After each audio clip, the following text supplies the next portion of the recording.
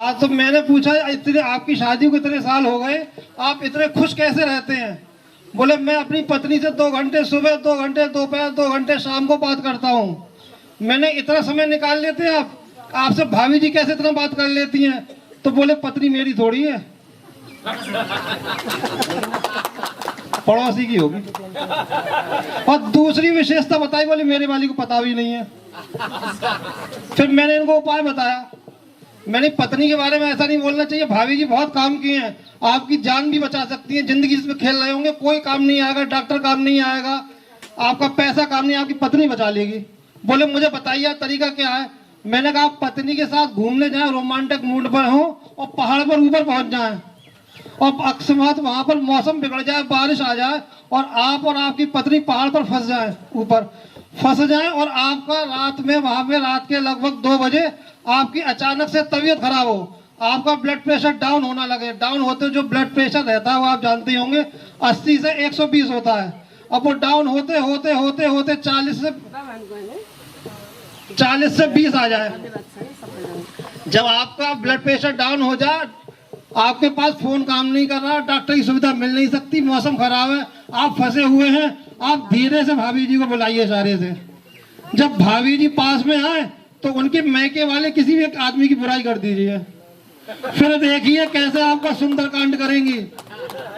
5 minute नहीं लगेंगे, पूरे खानदान को जितनी भरी हुई है 5 मिनट में निकाल देंगे। और आपका जो खून, आप भाभी जी की बातें सुन सुन के आपका खून खोलने लगेगा, तो जो ब्लड प्रेशर डाउन था तुरंत से आपका 80 और 120 नॉर्मल आ जाएगा। पर मैंने कहा सीओ साहब इतना ध्यान रखिए, जब ब्लड प्रेशर नॉर्मल आ जाए तो भाभी जी के हाथ जोड़ लीजिए, बस जी माफ करो, बस तभी रुक पाओगे, वरना फिर हाई पे चले जाओगे। हाइपर से हाइपो से हाइपर में आ जाएंगे। आज ये तो झुमके वाले, आपने तो सीओ साहब झुमके वाले तो सुनी नहीं है आपने?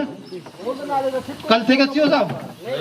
हाँ सीओ साहब, मैं बरेली से आया हूँ, बरेली वाला बरेली के झुमके के बारे में ना बताए तो क्या फायदा। भाभी जी आपने गाना तो सुना ही होगा, झुमका गिरा रे बरेली के बाजार में, सुना है? पूछना चाह रहा हूँ, भाभी जी आपने गाना सुना है झुमका गिरा रे बरेली के बाजार में? हाँ तो सुनिए, अब आप आनंद लीजिए कि वर्षों पहले एक गाने ने पूरी दुनिया को हिला दिया, जब साधना ने बरेली के बाजार में झुमका गिरा दिया। झुमका गिरा और सालों साल नहीं मिला। इसका कारण हम आपको बताते हैं, हम बरेली वाले आज भी गिरी हुई चीज नहीं उठाते हैं।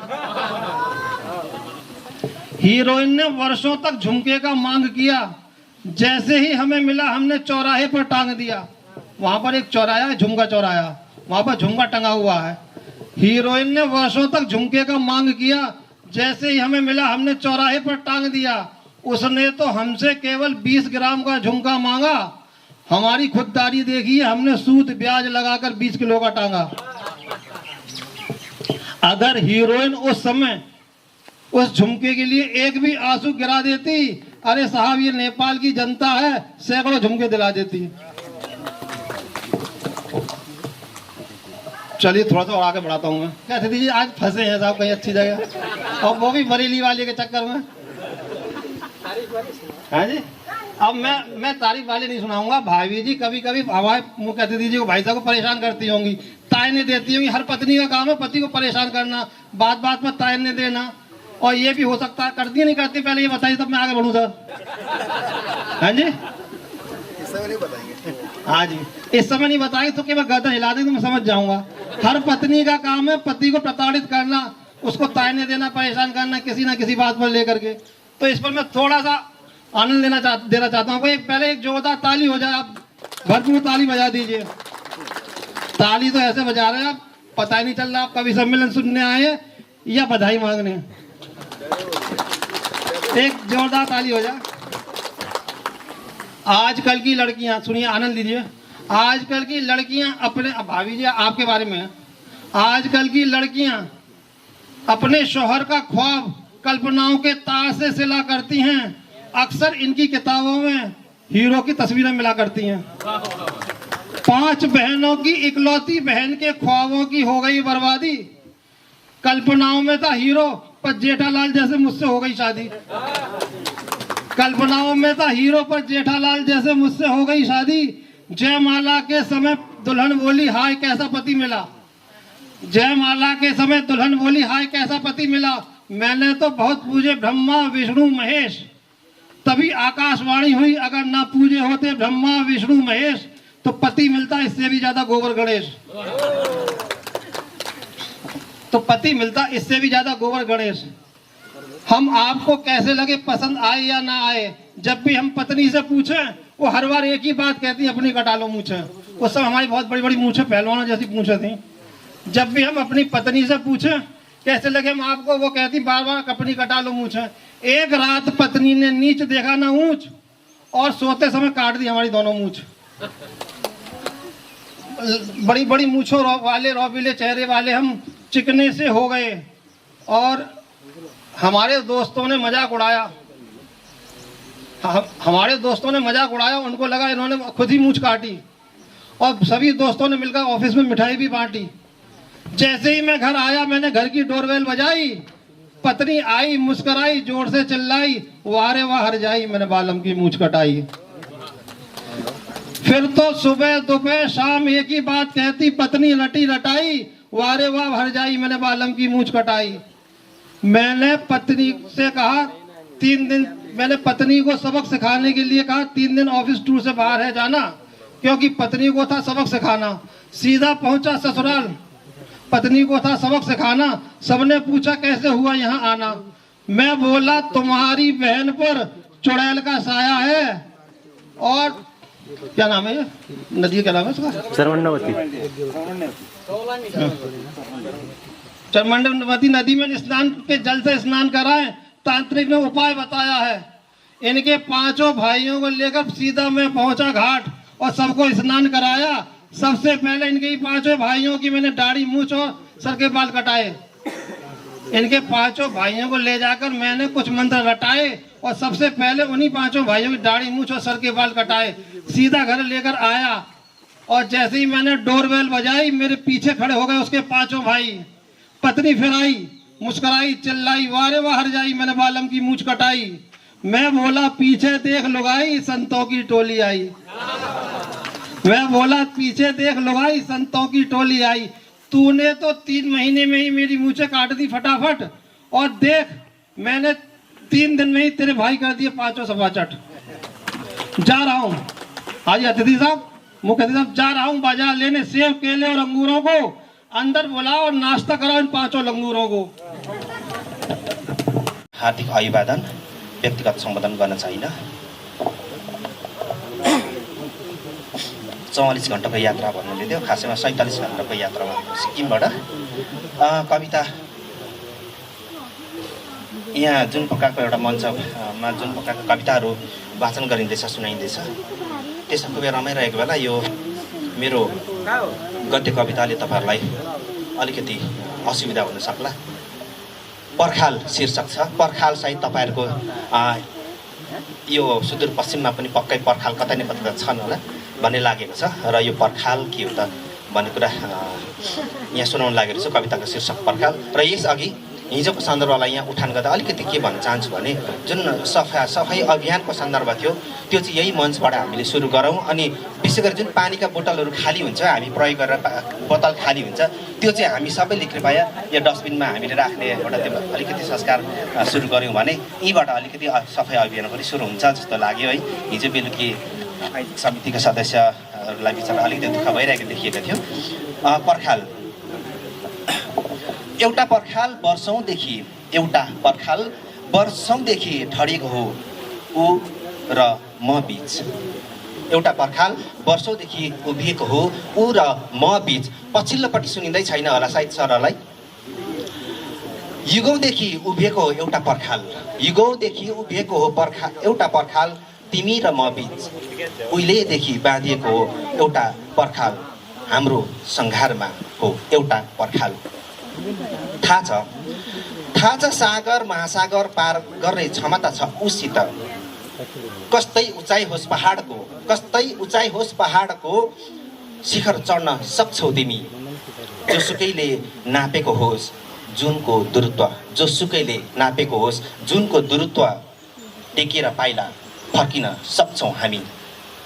तर त्यो पर्खाल ऊ र म बीचको, त्यो पर्खाल तिमी र म बीचको त्यो पर्खाल ऊ र म बिचको, त्यो पर्खाल तिमी र म बिचको, अनि त्यो पर्खाल हामी बिचको हाम्रो सङ्घारको किन तोडिँदैन? ऊ र म, ऊ म तिमी अर्थात् हामी, ऊ म तिमी अर्थात् हामी, साँच्चै हामी किन हुन सकेनौँ?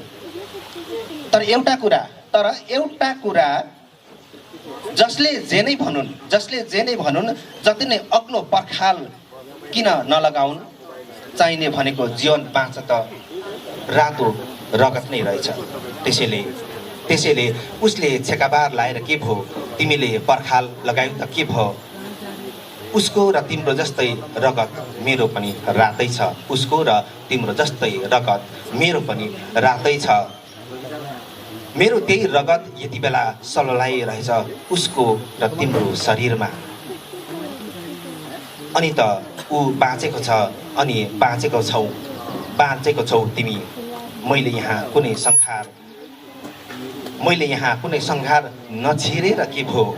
ऊ र म र तिमी अर्थात् हामी, साँच्चै हामी भएका छौँ। अनि तोडिएको छ त्यो सानो ठुलो धर्म संस्कार अनि जाति बीच रहेको युगौँदेखिको त्यो पर्खाल। धन्यवाद। र यस सन्दर्भमा आयोजक समितिलाई मैले केही लेख्ने प्रयास गरेको छु। कृतिहरू यो 3वटा कृति छ। म आयोजक समितिका अध्यक्ष महोदयलाई म यो दिन चाहन्छु र म मञ्चबाट निक्लिन चाहन्छु। धेरै धेरै धन्यवाद अर्जुन राईज्यू। लामो यात्रा तय गरेर यो डिलासैनी गाउँपालिकामा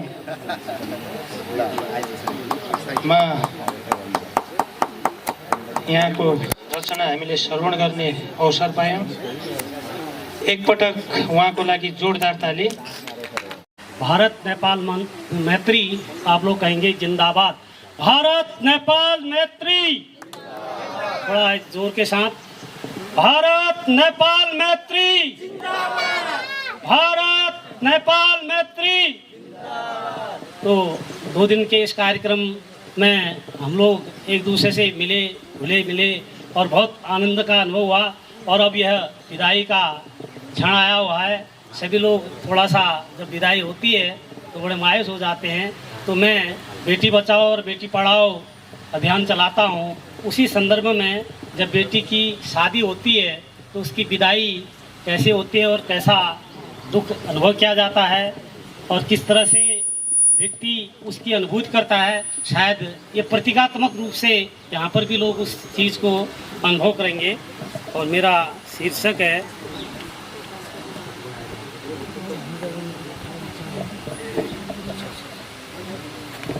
बेटी की विदाई।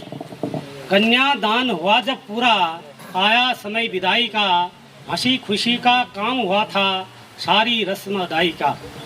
बेटी के उस कातर स्वर ने बाबुल को झकझोर दिया, पूछ रही थी पापा तुमने क्या सचमुच में छोड़ दिया।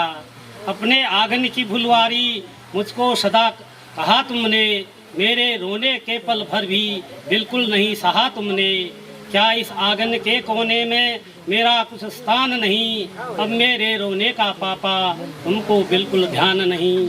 देखो अंतिम बार देहरी लोग मुझे बुझवाते हैं, आकर पापा क्यों उनको आप नहीं धमकाते हैं। नहीं रोकते चाचा ताऊ, भैया से भी आस नहीं, ऐसी भी क्या निष्ठुरता है, कोई आता पास नहीं। बेटी की बातों को सुन के पिता नहीं रह सका खड़ा, उम्र पड़े आंखों में आंसू, बदहवासा दौर पड़ा।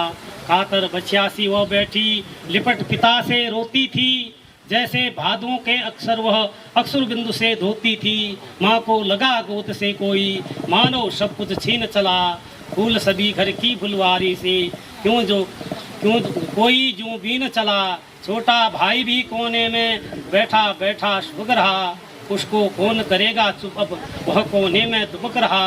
बेटी के जाने से घर में क्या क्या खोया है, कभी न रोने वाला बाप फूट फूट कर रोया है। कभी न रोने वाला बाप फूट फूट के रोया है, कभी न रोने वाला बाप फूट फूट के रोना है।